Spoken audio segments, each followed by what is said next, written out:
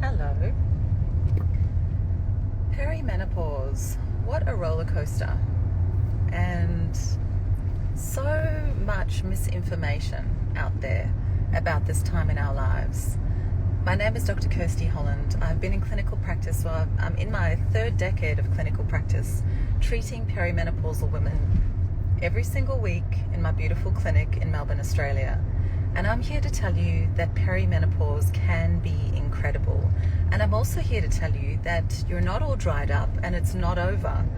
I have had women between the ages of 35 and 48 successfully falling pregnant in my clinic in Melbourne, Australia for the last 23 years.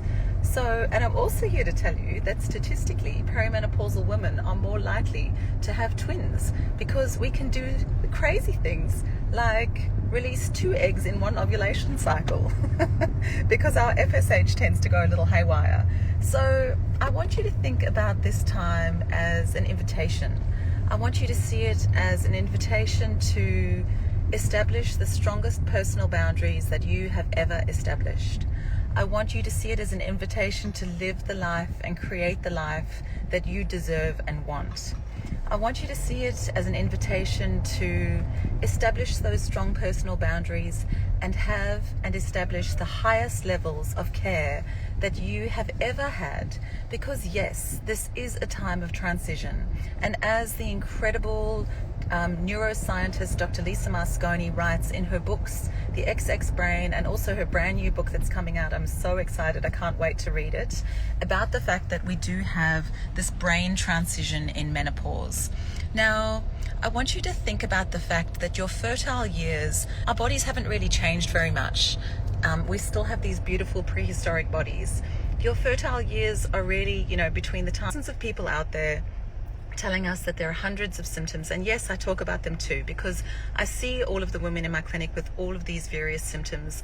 But please have a look at the references. Professor Geraldine Pryor is an expert in this area, and she does talk about the 9 official symptoms of perimenopause. Just off the top of my head, things like more painful periods, new and tender breast issues, period length cycles changing. Commonly in perimenopause, progesterone starts to go MIA, or we produce less progesterone from the corpus luteum post-ovulation, so the luteal phase can shorten. So what that means is if your cycle lengths were 28 or 30-day cycles on a regular basis, and now you're noticing that they're 24-day cycles, that means that your second half of your cycle has reduced in length because of the progesterone deficiency.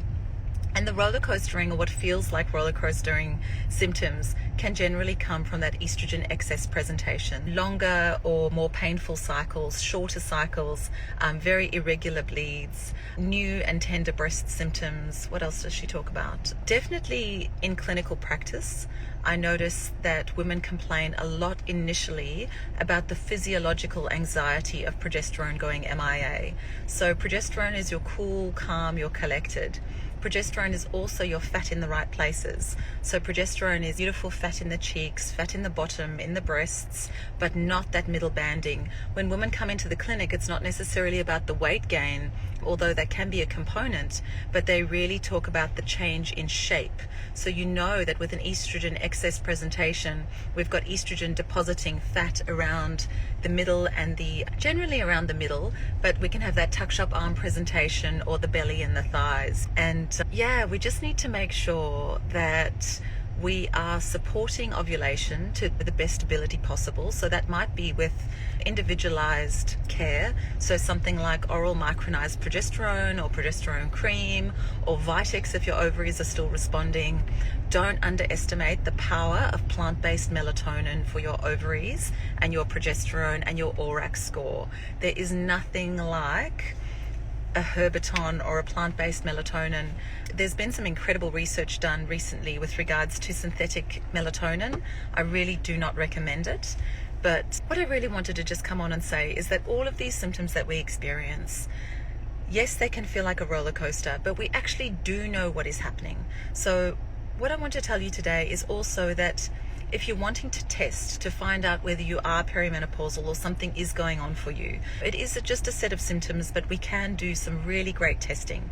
We can test our estrogen, estradiol between day 1 and day 3, and between day 1 and day 3 we want to test things like follicle stimulating hormone, testosterone, sex hormone binding globulin, estradiol, like I said, and then between day 19 and 22 we want to test our progesterone, so ideally 5 to 7 days after ovulation. And if you don't know whether you're ovulating or when you're ovulating, you can purchase ovulation test kits from the pharmacy. They're a pretty generalized, pretty standard tool, and they're extremely helpful. But please remember, don't vilify anybody's toolbox either. One, because everybody is so individual, and because there are these 9 official symptoms of perimenopause, but you can experience up to 100 different sensations and 100 different symptoms that can become exacerbated. Things like joint pain and moodiness and mum or relationship aggro, or I just cannot handle stress in the way that I once did before, or the itchiness, or the rashes, or the increased allergies, or the Hashimoto's thyroiditis. Because perimenopause, we often have an androgen, we often have an adrenal pause, we often have a thyroid pause. That's why it is so important to ensure that you're supported by a practitioner that understands what to look for, when to test, what to test, in order to make sure that you are transitioning gracefully and successfully from this perimenopausal state, which can be the roller coaster. It can drive women absolutely insane. Don't forget that sleep deprivation is used as a torture technique. So we all, those of us that have been lucky enough to have children, we all know how crazy it feels when you're up in the middle of the night with a newborn baby. And we also know that we have blood sugar dysregulation and insulin resistance during that time, and can be hungrier and crave more sugar to get through the next day. So perimenopause can be the same. If progesterone's gone MIA and you're no longer sleeping, it's torture. You feel crazy. Your lymphatic system hasn't been able to work overnight, so you haven't been able to clean out your brain, let alone your gut, let alone stabilize your blood sugar or your insulin levels. And you wake up the next morning feeling absolutely frazzled. Your brain hasn't been cleaned, so you've most likely got brain fog and confusion, let alone exhaustion and extreme hunger. It is a roller coaster. I'm also here to tell you that it does end.